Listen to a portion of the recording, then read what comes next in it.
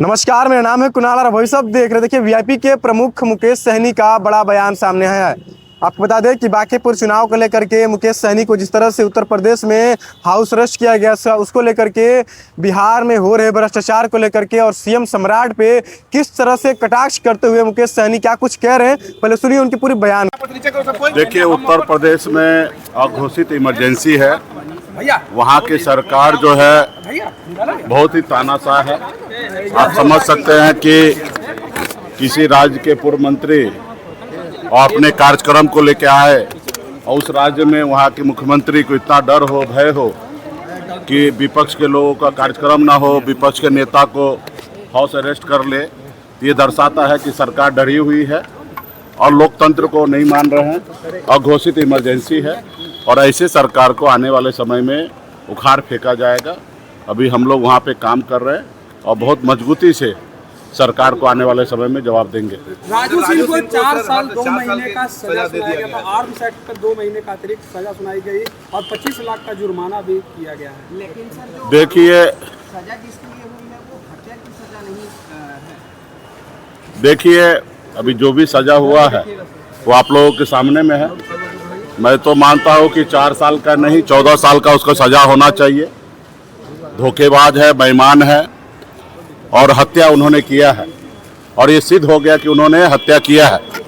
और उसमें मैं पीड़ित परिवार से भी आग्रह करूंगा कि इसको चुनौती ऊपर हाई कोर्ट सुप्रीम कोर्ट में दे। वो 4 साल नहीं 14 साल का उसका सजा होना चाहिए। आप बताइए कि हत्या उन्होंने किया सिर्फ 4 साल। आर्म्स एक्ट के तहत उनको दोषी माना गया सिर्फ 2 महीना। तो ये कहाँ का न्याय है? तो उनको फेवर किया गया है, मुझे ऐसा लग रहा है। और मुझे लगता है कि अभी भी न्यायालय पे भरोसा सबको रखना चाहिए और ऊपरी अदालत में उनको चैलेंज करना चाहिए और उनको 4 साल नहीं 14 साल का सजा होना चाहिए। सिक्योरिटी जो है वो दी गई है, सिक्योरिटी दी गई है। नहीं, निश्चित तौर पे देखिए, बिहार में सरकार के पास कोई काम धंधा नहीं है। उनके पास खजाना खाली है, पैसा नहीं है और बीच बीच में तरह तरह के स्क्रिप्ट के तहत राज्य में बेवजह कुछ मुद्दा को खड़ा कर देते हैं जिसमें लोग आपस में उलझ जाए। असली मुद्दा जो जनता का जो है, युवा का जो है, किसान का है, उससे भटकाने के लिए आप बताइए ना, ये सरकार के पास क्या है सोच है कि 10 दिन पहले आप सुरक्षा वापस कर लेते हैं, 10 दिन के बाद वो सुरक्षा दे रहे हो, क्यों थूक के चाट रहे हो? इसको तो कहेंगे ना, थूक के चाटना। उनकी रिपोर्ट क्या था? अगर सुरक्षा हटाना था तो फिर 10 दिन के बाद दिया क्यों? और एक किसका आप बात करें, पूर्व मुख्यमंत्री, उनकी सुरक्षा सिर्फ राज्य के जो है ना मुद्दा को भटकाने के लिए ये सब सारे चीजें करते रहते। कभी बंगला खाली करना, कभी सुरक्षा वापस करना। राज्य में हजारों समस्या है। इस सरकार जो है उस समस्या के ऊपर एड्रेस नहीं कर रहे, उस समस्या को देखना नहीं है। ये कौन बड़ी बात है भाई? सुरक्षा लेना देना, इसकी बहस क्यों हो रहा है? बहस तो ये होना चाहिए कि आपने हमारे माता बहन को आपने वादा किया था कि 10,000 रुपया अभी दे रहे, 2 लाख रुपया और आपको हम देंगे। क्या हुआ? वो 2 लाख रुपया कहाँ है? किसको मिल रहा है? क्यों नहीं मिल रहा है? तो ये इस पे हमारी चर्चा होना चाहिए। जब वो बीजेपी सरकार बनाने के लिए आए, उन्होंने कहा कि हम 1 करोड़ युवा को नौकरी देंगे। इस पे चर्चा होना चाहिए।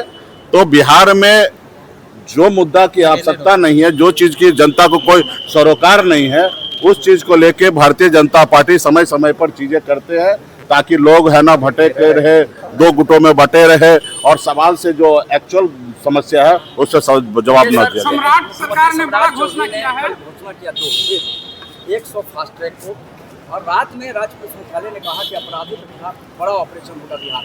कैसे देखते हैं?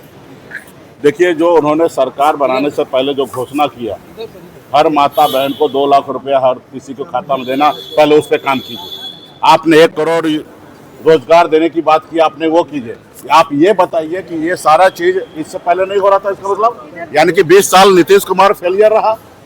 आप अगर ये चीज को आज बता रहे हैं कि हम ये करेंगे तो इसका मतलब नीतीश कुमार फेलियर रहा। आप जो चुनाव में आपने जो वादा किया उस पर आप काम कीजिए ना। अब ये सारे चीजें तो सरकार का नीति है। नियत होना चाहिए कि लोगों को जो क्राइम करे उसको तुरंत सजा मिलना चाहिए। ये कोई नया बात है क्या? आज बच्चा पैदा हो और कल उसके बारे में नाम की बात करें तो समझ में आता है। आप ऑलरेडी ये बिहार में एनडीए पिछले 21 साल से चल रहा है और उसके बाद आज नींद खुला है फास्ट ट्रैक का या 100 कोट को बनाने का ये आज नींद खुला इस सरकार को। इसका मतलब इससे पहले जितने भी गुनहगार है वो सब बचे हुए थे। तो देखिए, राज्य का जो एक्चुअल समस्या है उस पर अभी बहस करना है हम लोगों को, और आने वाला समय में जनता को जागरूक करके ये भटकाने वाला जो चीज़ें है, तरह तरह के कैबिनेट पास करेंगे, ये करेंगे, जो पहले किया वो तो काम ही नहीं कर रहे, और नए नए कैबिनेट आएंगे, ये करेंगे वो करेंगे, तमाम ऐसी चीज़ें करेंगे, उसका तो ज़मीन पर असर तो कहीं दिखता नहीं है। अगर ज़मीन पर असर दिखता तो बिहार के एक व्यक्ति का आय सिर्फ 60,000 रुपया नहीं होता, पूरे देश में सबसे गरीब राज्य बिहार नहीं होता। सिर्फ 4 जगह ब्रिज बना देने से राज्य का तरक्की नहीं होगा। राज्य के लोगों को अपने राज्य में रोजगार मिलना चाहिए, यहाँ पे काम मिलना चाहिए, हर तरह की सुरक्षा मुहैया होना चाहिए, तब जाके ये चीज़ होगा। प्रशांत किशोर चुनाव लड़ने वाले हैं, बाकी इस बात की संभावना 2 बजे घोषणा होती है। निश्चित तौर पर उनकी पार्टी है और मैदान में उतरना चाह रहे थे। हमारी शुभकामना है कि वो लड़े, और महागठबंधन आने वाले समय में निर्णय लेंगे क्या करना है, और राष्ट्रीय जनता दल का वो सीट है आरजेडी, उस पर निर्णय लेंगे कि क्या करना है। बाकी एज ए प्रशांत किशोर का एक राजनीतिक दल है, उनको चुनाव लड़ रहे हैं, तो हमारी शुभकामना है। नीतीश कुमार जो टैक्स हटाया गया था, सम्राट सरकार में उसको लाने की तैयारी की जा रही है। जी क्या बोले?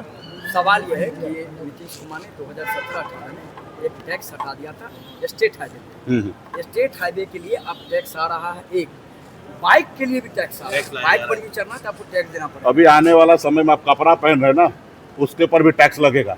इससे पहले होता था ना, एक महिला को ऊपर का कपड़ा ढकने के लिए टैक्स लगता था, वो ये सरकार आने वाला समय में कहेगा। अभी तो 4 महीना से ही सिर्फ वृद्धा पेंशन रुका हुआ है।